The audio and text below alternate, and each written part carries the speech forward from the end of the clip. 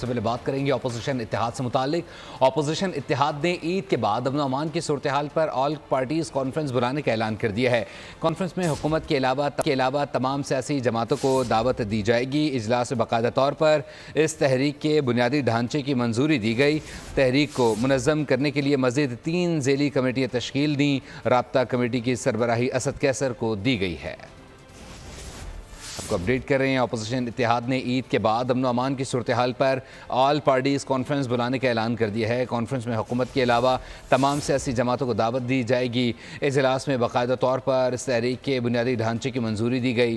तहरीक को मुनज़्ज़म करने के लिए मज़ीद 3 ज़ेली कमेटियाँ तश्कील दी। राब्ता कमेटी की सरबराही असद कैसर को दी गई। नवाज शरीफ ने नेशनल सिक्योरिटी कमेटी इजलास में शिरकत करना थी। तबीयत की खराबी के बायस नहीं जा सके। जहां जरूरत होगी वहां जाएंगे।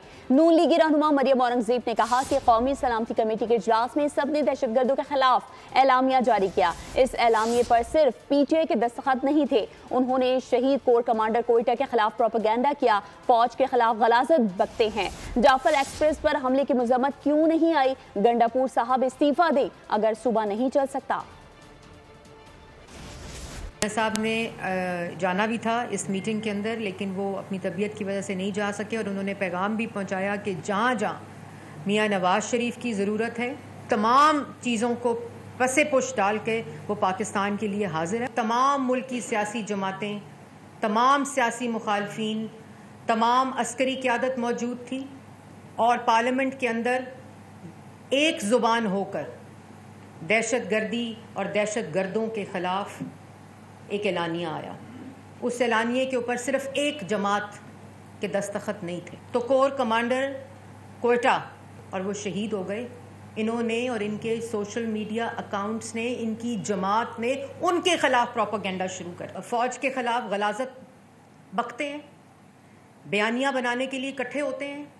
इंटरनेशनल जितने सोशल मीडिया अकाउंट्स हैं, जाफर एक्सप्रेस की कॉन्डमनेशन वहाँ से क्यों नहीं आई?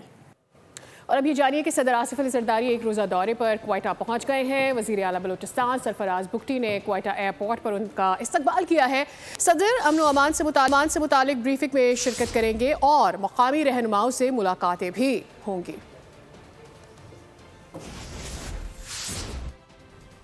वफाकी वज़ीर सेहत मुस्तफ़ा कमाल का पिम्स अस्पताल का दौरा, तिब्बी सहूलियात, दस्तयाब वसाइल और दरपेश चैलेंजेस के बारे में ब्रीफिंग ली। पिम्स हुक्काम के मुताबिक 200 बेड की न्यू एमरजेंसी ज़ेर तामीर है जो जून तक मुकम्मल होगी।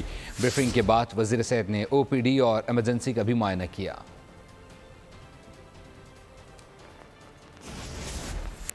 नायब वज़ीर-ए-आज़म इसहाक डार ने कहा है कि कल चीनी की कीमत में दोबारा कीमत में इजाफा हुआ जो किसी सूरत बर्दाश्त नहीं। ताहम शहरियों ने इस बयान पर हैरत का इजहार किया है। लोगों का कहना था कि 18 रोजे गुजर गए, हुकूमत को अब ख्याल आ रहा है। 2 माह से चीनी की कीमत में मुसलसल इजाफा जारी था। पूरा रमज़ान गुजर गया सर, चीनी महंगी होती रही है, किसी को ख्याल ही नहीं था। अब गवर्नमेंट को जाके ख्याल आया, 18 रोज़े गुजर गए हैं। अब जब तक ये अपना प्लान एग्जीक्यूट करेंगे तब तक तो मतलब रमज़ान ख़त्म होंगे, तो शायद इनका जो अभी का प्लान है वो 2026 के लिए अप्लाई हो। चीनी की कीमत है ना किवें कंट्रोल करन जी, जिस टाइम मिल मालकान ही सारे जड़े माफी हैं वो आप हुकूमतां दे विच बैठे हो। तब तक रमज़ान गुजर जाएगा, क्या फ़ायदा इस चीज़ का। ये अगर उन्होंने फ़ैसला लेना था तो रमज़ान शरीफ से पहले लेते। MNA MPA सारों के मिले हैं, यही सब बढ़ाते हैं, यही करते हैं, यही इनका ऊपर होल्ड है। 2 दिन इनको फैसले में लग जाएंगे कि भाई सस्ती करनी है नहीं करनी है, क्या करना है। 2 दिन और गुजर जाएंगे इसी तरह। मुझको नहीं लगता कि कोई सारा करप्ट माफिया एक चीनी के हवाले से आप बात कर रहे हैं, वो भी इसी तरह रमज़ान गुजर जाएगा, लेकिन हुकूमत सोई रहेगी और उस टाइम तक कोई फ़ायदा नहीं होगा। इसका मतलब ये है कि रमज़ान में जो गरीब अवाम है वो कीमतों के इजाफे से जो है वो 2-4 रहेंगे और उनके लिए मुश्किलात का उनको सामना करना पड़ेंगे। इतनी महंगाई कर रखी है लोगों ने, कभी चीनी सस्ते हुए। 18 रोजे गुजर गए तो अब जाग रहे, काहे के लिए जाग रहे? सो जाओ, उनको जगाने की जरूरत नहीं है, ये सोए में अच्छे लग रहे। चीनी महंगी हुई रमजानों में, अब हुकूमत जागी है, पहले हुकूमत कहाँ थी। महकमे मौसमियात ने ईद उल फितर 31 मार्च को होने की पेशगोई कर दी है और माह शवाल का चांद 29 मार्च को 3:58 पर पैदा होगा। 29 रमज़ान को रोयत हलाल कमेटी का इजलास भी होगा। उस वक्त चांद की उम्र 27 घंटे होगी। माह शवाल का चांद बआसानी देखा जा सकेगा। गुरूब आफ्ताब और गुरूब कमर के दरमियान तकरीबन 1 घंटे का फ़र्क है। चांद 1 घंटे तक देखा जा सकेगा। माह शवाल के चांद का हतमी ऐलान मरकज़ी रोयत हलाल कमेटी करेगी। हुकूमत ने ईद उल फितर पर 3 तातीलात का ऐलान कर दिया है। 31 मार्च से 2 अप्रैल तक ईद उल फितर की सरकारी तातीलात होंगी। रमज़ान मुबारक के बाबरकत महीने का दूसरा अशरा अपने इख्तिताम की जानिब है, जबकि इफ्तार से कबल शहरी लजीज़ खानों से अपने दस्तरखान सजाने में मसरूफ़ हैं। ऐसे में शाह फैसल कॉलोनी में एक पकौड़े की दुकान पर शहरियों का रश है और हमारे नुमाइंदे साद शरीफ भी वहाँ मौजूद हैं। बताइएगा साद, क्या ख़ास बात है इन पकौड़ों की? जी बिल्कुल, जिस तरह बिरयानी के बिना कराची अधूरा है, बिल्कुल इसी तरह पकोड़ों के बिना अफ्तारी भी अधूरी। और अगर बात की जाए ख़ास तौर पर कराची में पकोड़ों के हवाले से, तो मैं जहाँ पर इस वक्त मौजूद हूँ शाह फैसल कॉलोनी के अंदर, जहाँ पर लल्लू पकोड़े बहुत ही ज़्यादा मशहूर हैं। यहाँ पर हमारे साथ जो है वो भी मौजूद है जो लाइनों में लगे हुए हैं। भाई इनके पकोड़े बहुत मशहूर हैं और बहुत पुराने हैं और बहुत फेमस। इनके पकोड़े बहुत अच्छे होते हैं और काफ़ी दूर से लोग लेने आते हैं। मैं खुद गुलशन से लेने आया उनसे पकोड़े। जी बिल्कुल, हम यहीं से आए हैं, बराबर गली में रहते हैं। बहुत मशहूर पकौड़े हैं, जायकेदार है और दुनिया आती है। पकौड़े तो ले लिए। ये बहुत शौकीन है बच्चे यहाँ के पकौड़ों के, तो इसलिए पकौड़े लेने आए थे। ये तो रोज़ आने ही खाते हैं डेली तकरीबन, और बहुत शौक से खाते हैं और काफ़ी मशहूर हैं ये भी पकौड़े वाले। अरसा दराज हो गया, हम जब से पैदा हुए जब से ही देखते हुए आ रहे हैं। आपने देखा कि ये बच्चे भी यहाँ पर जो है वो शौक से पकौड़े खाने के लिए आते हैं। यहाँ के जो पकौड़े हैं वो बहुत ज़्यादा मशहूर हैं और शहरी भरपूर लुत्फ उठाते हुए नजर आ रहे हैं। लल्लू भाई आपका बहुत शुक्रिया। और नाजरीन, महंगाई से क़ुव्वत खरीद जवाब दे गई। ईद की शॉपिंग के हवाले से कराची कोऑपरेटिव मार्केट में कुछ खास रश नहीं है। हमारे नुमाइंदे कफील अहमद एक दुकान पर मौजूद हैं जहां दुकानदार महंगाई से परेशान हैं। उनसे मजीद जानते हैं। बताइए कफील। देखिए, ईद में चंद दिन बाकी हैं, लेकिन चंद दिन बाकी तो हैं। सूरत हाल क्या कराची की मार्केटों की, तिजारती मराकज़ में रौनक किस लेवल की है, मैं इस वक्त रिपोर्ट कर रहा हूँ कोऑपरेटिव मार्केट सदर से। मेरे कैमरामैन मोहम्मद यूसुफ दिखा रहे हैं इस वक्त पूरे एक लॉन्ग शॉट में। यहाँ जो चलने फिरने वाले और जो साथ के लोग हैं, इनमें ज़्यादा तादाद वो है जो कि लेबर हैं दुकानों पर काम करने वाले, ठीक है जी, और वो अपनी दुकानों से बाहर खड़े हैं इस इंतज़ार में कि ग्राहक आएंगे। सूरत हाल बताइए, कुछ दिन रह गए ईद के अंदर, क्या कहना चाहेंगे सर? ये वो काम नहीं है जैसे होता था हर साल। इस दफ़ा काम बिल्कुल बहुत स्लो है, बहुत यानी कि ठंडा है काम।